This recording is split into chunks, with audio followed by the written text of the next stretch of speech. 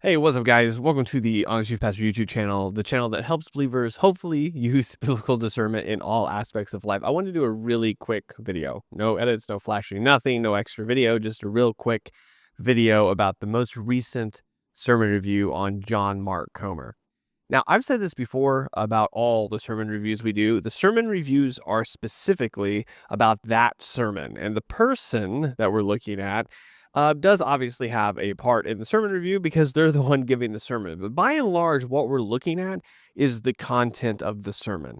Unless I explicitly state it, it's not necessarily an endorsement of the pastor, even if I think they did a good job. Though occasionally I've said, hey, they did a really good job. You might look into their church.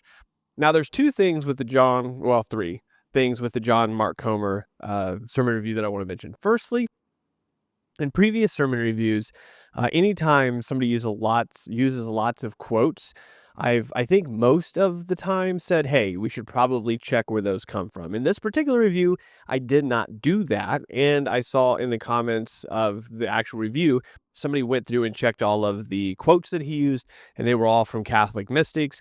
Obviously, that's an issue. So my bad for not mentioning, hey, we should probably check what who these people are and where these quotes are coming from, but you should always do that. Secondly, apparently, in other resources or other sermons that he's preached, he talks about people that are obviously red flags. The biggest one is, I guess, Richard Rohr. Again, we've talked about Richard Rohr before. I know Stephen Furtick's quoted it before. I think Joel Osteen might have mentioned him at one point, but the point is, Richard Rohr is a heretic. If you're getting advice from him, you're going down a terrible road already.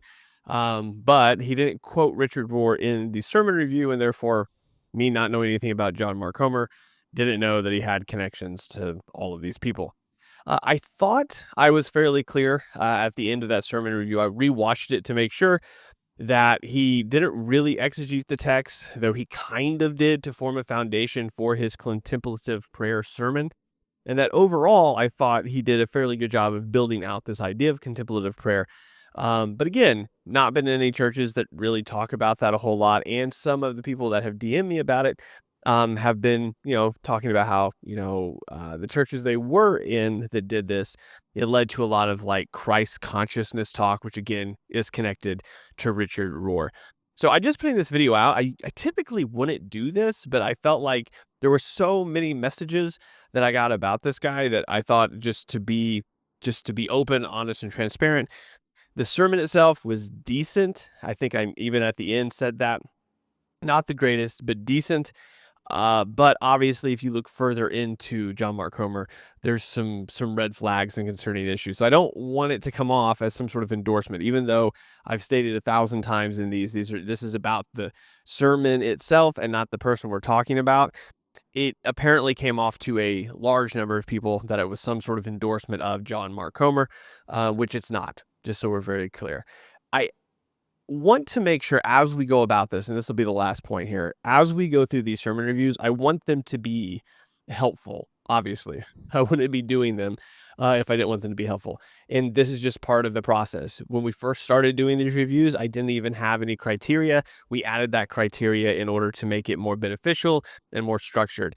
And I think what this particular sermon review has taught me is that I really just need to say out front more often, like, hey, this is not an endorsement or some sort of, throwing shade at anybody in particular. This is just looking at the sermon and the sermon build and what we should look for. And unless, like with Passion Java, recent sermon review we did, unless something is just blatantly heretical, obviously we'll point that out as well. So guys, hopefully that's clarifying. I don't really think again, just to be clear, I didn't put this out because anybody was like, oh, you needed to make a statement. I just want to make sure that I'm really transparent about how I do these reviews and not to make you think that, again, unless it's explicitly stated, it's an endorsement for somebody when it's not. I don't look into these pastors when you guys send them to me. I don't know, unless I know something about them already going into it from online or from information. Otherwise, I have no clue. We're going in with just looking at the sermon and trying to dissect it and be discerning in doing that. So All that being said, if you're interested in more sermon reviews, I'll have a playlist here at the end. If you're interested in the John Mark Comer one with this information in mind, you can check that out. I'll link that as well. Guys, once again, thank you for following, subscribing, doing all of those things. It means a lot, and we'll talk to you next time.